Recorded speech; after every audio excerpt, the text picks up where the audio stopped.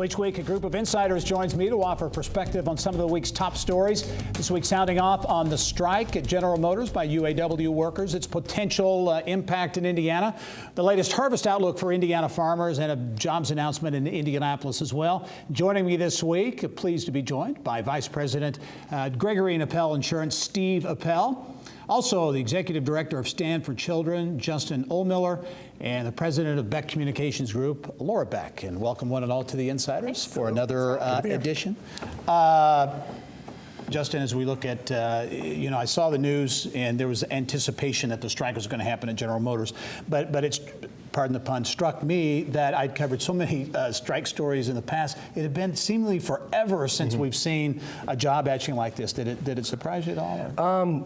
Not really, in that you've got this political dynamic playing out across the country when it comes to this battle between corporate America and lifting up the middle class. You're seeing it play out with the presidential campaign, and so to a certain extent, obviously, it's affecting Indiana through the plants and the workers in those plants. But it's really driven by national narrative. The other thing to point out is when strikes happen, traditionally they do work when the public supports them, and so this is, I think, an increasing environment where public is going to support a strike of this nature. So it's interesting to see what the leverage is. Do you think, leverage is the key. Do you think that the UAW is perhaps banking on that public sentiment in this environment might be? Potentially. The other thing, too, is there's increasing concern about a recession and where those indicators are showing. And so I'm wondering if the union is thinking, we got to get out ahead of this, because if it's a recession, they certainly are not going to have leverage in order to actually get what the workers need and want. Well, I think no one ever goes into a strike as a lark, for example. I mean, I think there's a lot of careful thought and preparation goes into it. And you have to also remember that GM has done very, very well as a company since 2008 when workers took major concessions.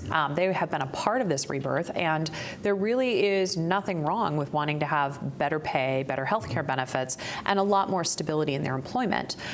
One of the challenges, of course, is going to be that public narrative. But I think a lot of times when it's happening out there, it's what is going on in that negotiating room. I don't know enough about the exacts of it, obviously, to make a who's wrong, who's right, and obviously anyone who's striking, it's probably pretty stressful, so I have a lot of empathy for that. Another view from more of smaller private company view of the world is, we've been fortunate to be in those best place to work environments, and you go around the room where everyone is all about how can we train, retain, and engage our employees, and it's just a little bit of a head scratcher that in 2019 that we're not able to figure out a way to get past that impasse now, because there's so many businesses out there that really do not have an adversarial relationship with their most important assets that walk in and out of the door every day. Yeah, it's changed a lot, so it will be interesting to see how that plays out. Some news this week affecting or impacting the governor of the state of Indiana, and also someone who wants to be a governor as well. The Indiana Chamber out with its Government Leader of the Year award, which they'll present in November to Governor Holcomb. Indiana Government Leader of the Year. As you look at that, surprising necessarily? No, not surprising at all.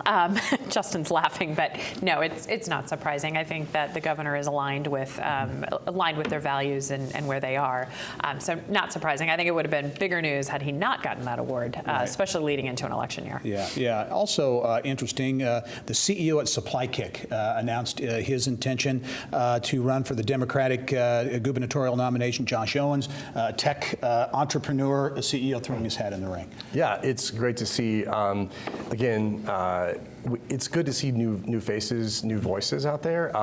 Josh actually ran for school board in IPS, and so my organization got a chance to sit down with him during that run 4 years ago. Very smart, capable guy. I think he's going to add a lot to the governor's race. I think it's wide open on the Democratic side, and I think from my organization's perspective, I love the fact that he's leading with the issue around teacher pay. That was a strong dynamic in the session, last legislative session. I think the Governor Holcomb has pinpointed as a priority. Now I think it's great to have an opponent that's also going to elevate that to determine what vision really is going to play out when it comes to teacher pay and elevating that profession across the state. Yeah, teacher pay, certainly a hot button issue. Do you think his business background, technology entrepreneur, will resonate with voters? Absolutely. I think that we hear so much about the tech industry and how we can build on that. And here's somebody who has that background creating jobs and hopefully can take that and look at it for a broader perspective, not just in central Indiana, but how do we really bridge that digital divide throughout the rest of the state? Yeah. The story last week, we had Mayor Tom Henry on the show talking about growth and development momentum in Fort Wayne in particular, downtown. They announced this week a developer for a new $70 million mixed-use apartment and residential development. Steve, as you look at it, you know, Indianapolis for so long has been the workhorse, if you will, of the Indiana economy, and other parts of the state have really not participated. Fort Wayne seems like they're really beginning to do their part. Is this something that can kind of catch on around the state? Yeah, I hope so. I mean, if you look to the state to our right, Ohio, that, I guess, right if you're looking from top down. If you're looking from the top down, yeah. that Ohio, you know, Cleveland, Columbus, Cincinnati, and, you know, Indiana hasn't necessarily had that kind of same dynamic. So I think it's wonderful to have more bigger cities starting to pop up or evolve and become great places to live in Indiana as well. Well, I've got a client actually that does a lot of work in Fort Wayne, and they are really hopping, especially in that downtown. What I think is really fascinating is you look at all of this work that's happened under Mayor Henry, and he's got a Republican majority council right now. So this is really a bipartisan effort, and we have to also look at what Fort Wayne has done as a region. You've got the partnership up there that has really worked together and really worked creatively, and I think it's really exciting to see where they're headed. Shifting gears to Indianapolis International Airport, it seems like we're talking about the airport about every other week in terms of a new record or some honor in terms of North America's best airport, but passenger numbers came out and indicates that the airport is on track to maybe have its best record or best passenger traffic ever. Huge investment to get the airport. I keep calling it the new airport. It's not new anymore. But how important has the airport been? Has this new airport been, which had its critics at the time? Yep. It's been hugely important, and Laura and I were teammates on the Peterson team way back when, seems like ages ago. It's hard to believe that back then there was a lot of skepticism. This is a misuse of funds.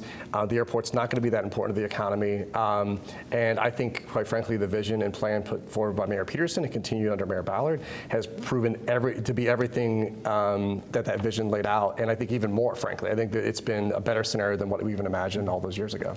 We're up to, I think it's 54 nonstop flights now, which is incredible for Indianapolis. That was never the case before. But I just think on a business analogy is usually when you build something really first class, world class, that people tend to come. And I think this airport was laid out well. It's not that big, but yet it's bright and airy, and I think it's just hitting all the cylinders.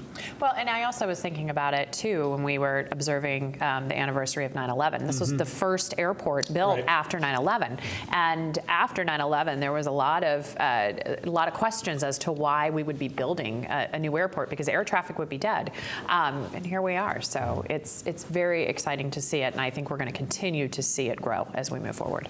With that, we'll put a wrap on another edition of The Insiders. Laura Beck, also Steve Appel, Justin Oldmiller. Thank you, one and all, for joining us. Thanks for having me. And we'll be right back after this.